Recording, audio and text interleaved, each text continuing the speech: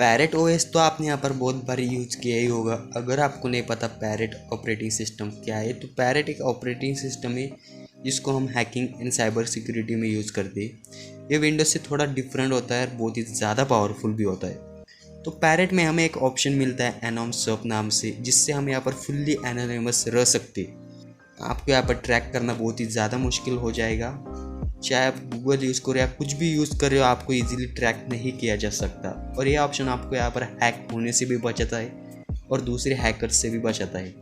But Windows में हमें options नहीं मिलते। यही फ़ायदा होता है पैरेट जैसे ऑपरेटिंग सिस्टम्स को यूज़ करने का।